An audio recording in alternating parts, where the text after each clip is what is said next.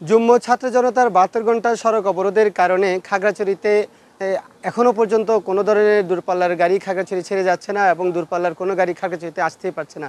আপনি দেখতে পাচ্ছেন আমার পিছনে খাগড়াছড়ির প্রধান বাস টার্মিনাল, এখানে সব বাস এখানে সারিবদ্ধভাবে দাঁড়িয়ে রয়েছে এবং সাথে পণ্যবাহী ট্রাক পর্যন্ত দাঁড়িয়ে রয়েছে। জেলার অভ্যন্তরে কোথাও তারা যাওয়ার জন্য নিরাপত্তা পাচ্ছেন না এবং সেই সাথে তারা বলছেন যে প্রত্যেকটা জায়গায় ব্লক করে দেওয়া হয়েছে যেখানে তারা সংখ্যাহীনভাবে রয়েছে, যার কারণে আপনার দূরপাল্লার গাড়ি এবং দূরপাল্লার পরিবহন যত গাড়ি আছে সবগুলো এই আমার পিছনে খাগড়াছড়ি পৌর বাস টার্মিনালে জড়ো হয়ে রয়েছে। তারা এখানেও নিরাপত্তাবোধ মনে করছে না। তারা বলছে অনেক সময় রাস্তায় যে সমস্ত গাড়ি দাঁড়িয়ে থাকে সেগুলো অনেক সময় তারা হামলার শিকার হচ্ছে।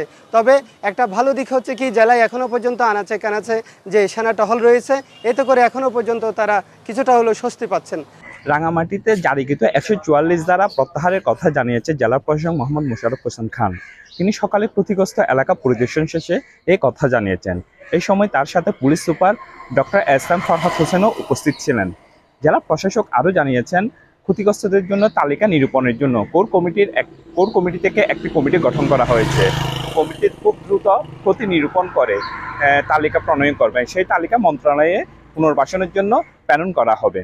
এছাড়া police super doctor S M. Farhad Hossain জানিয়েছেন, ঘটনায় 2টি মামলা দায়ের করা হয়েছে।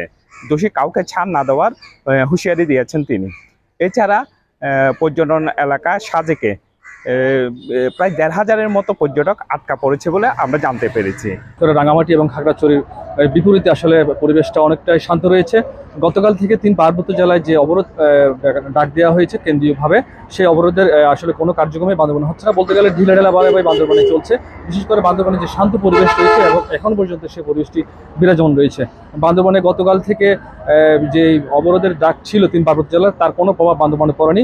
আজ সকাল থেকেও বান্দরবানের যে রাঙামাটি এবং খাগড়াছড়ির যে অবস্থা রয়েছে তার বিপরীতে বান্দরবানের অবস্থা রয়েছে। বিশেষ করে বান্দরবানের থেকে কক্সবাজার, বান্দরবান থেকে ঢাকা, বান্দরবান থেকে চট্টগ্রাম এবং বান্দরবানের যে উপজেলাগুলো রয়েছে সেই উপজেলাগুলোতে যথারীতি সকাল থেকে যানবাহন চলাচল রয়েছে এবং যাত্রীরা তাদের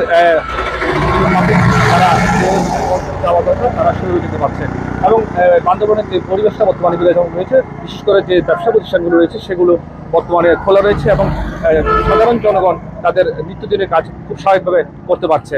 আমরা প্রশাসনের সঙ্গে কথা বলেছিলাম এবং আইন শৃঙ্খলা রক্ষাকারী বাহিনীর সঙ্গে কথা বলেছি।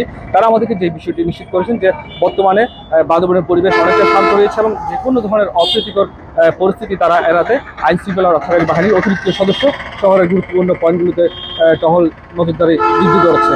আমরা যদি বলি, বান্দরবানের পরিবেশ গতকাল এবং আজকে পর্যন্ত এখনও স্বাভাবিক রয়েছে এবং বান্দরবানের যে যানবাহনগুলো রয়েছে সেগুলো স্বাভাবিক নিয়মে চলছে এবং এখানকার এলাকার মধ্যে রাঙামাটি এবং খাগড়াছড়ির যে প্রভাবটি সেটি এখনও পর্যন্ত বান্দরবানে পড়েনি।